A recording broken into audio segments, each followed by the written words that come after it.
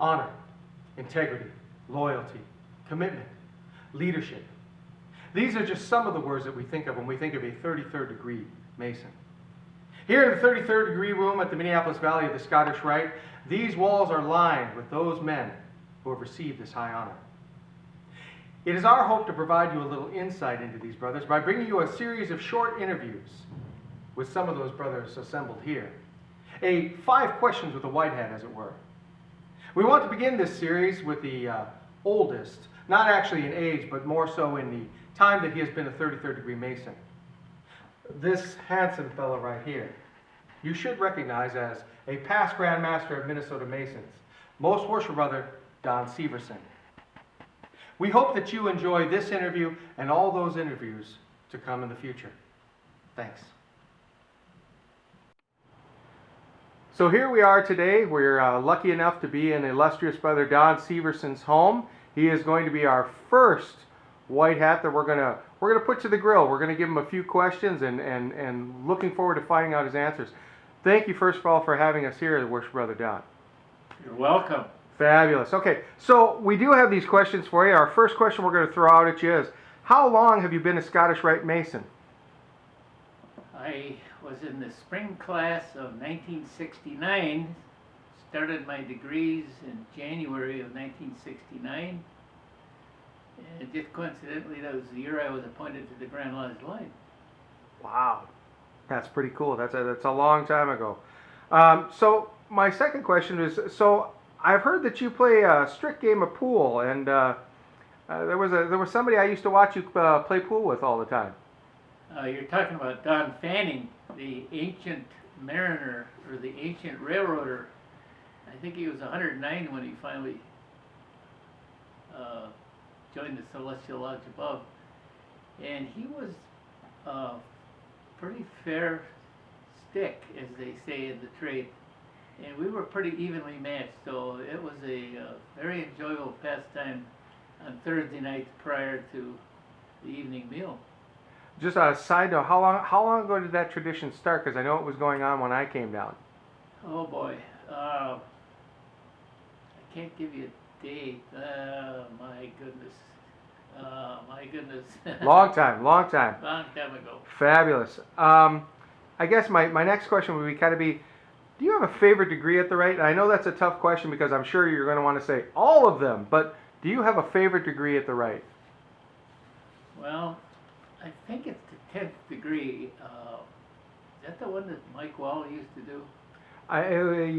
Yeah, where he did the speech at the end? Yeah. I think so, yeah. 10th degree, 27th degree. The 27th, that one was the one Mike used to do it. Of course, the 31st. And the 32nd degree is, it has a moment that just gives me shivers. It was, all of a sudden the U.S. flag is displayed and the national anthem is played, and wow. Yeah, it definitely what a special moment. Pulls at the heartstrings there. When that comes down, the spotlight's on it, that's a wonderful moment. So you have a lot of favorite degrees. I don't blame you, I've got 4 myself. My next question is going to be, who are some of your mentors as you joined Masonry? And it doesn't have to be Scottish Rite, just in general. Well, let's start with the Blue Lodge, Arcana, of course.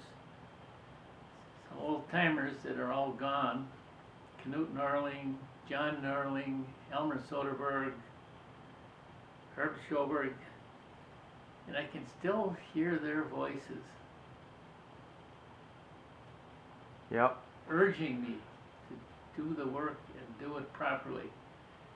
Their voice is still echoing through the veil of time that still separates us, and I can still hear them. Yeah. They taught me how to do the degree work, and they taught me about being a Mason. You're definitely thought of as one of those brothers that everyone looks up to down at the Rite, and of course at Arcana. I know the brothers there look up at you tremendously. My Grand Lodge mentors, if I may. Yes, please. Franklin Emmerich, who was my Masonic father. Clyde Hagman, who was my Masonic grandfather.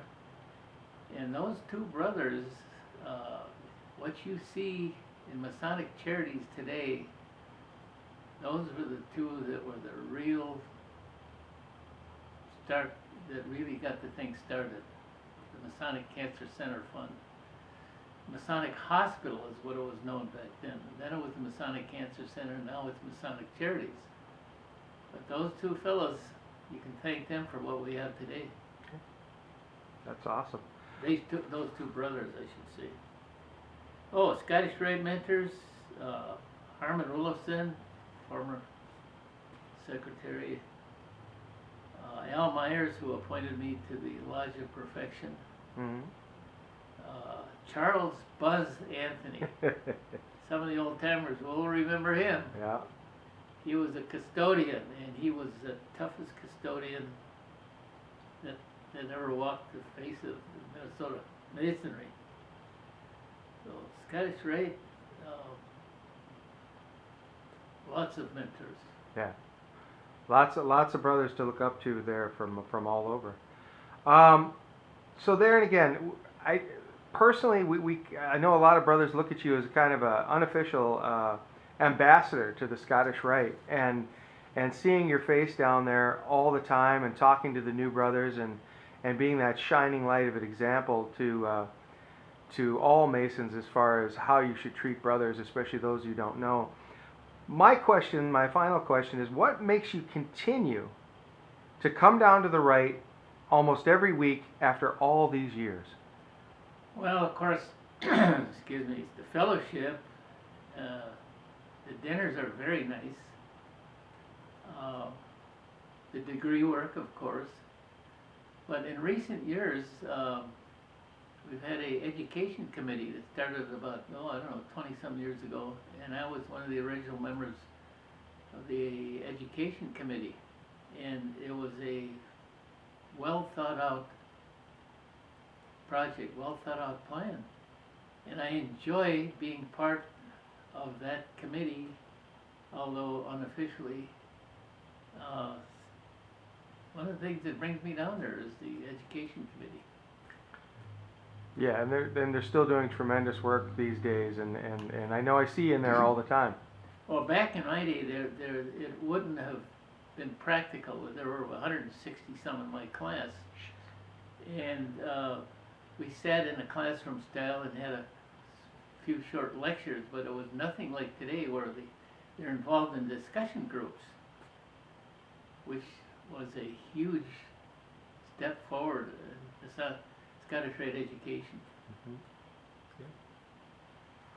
Well, there and again, I mean, we don't want to take up a lot of your time. We're keeping these interviews a little short and this and that. But do you have anything else you'd like to add in before we end this winter interview, sir? Oh boy,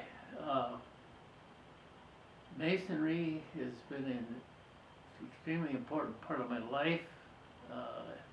62 years a member, 52 years as Scottish Rite Mason,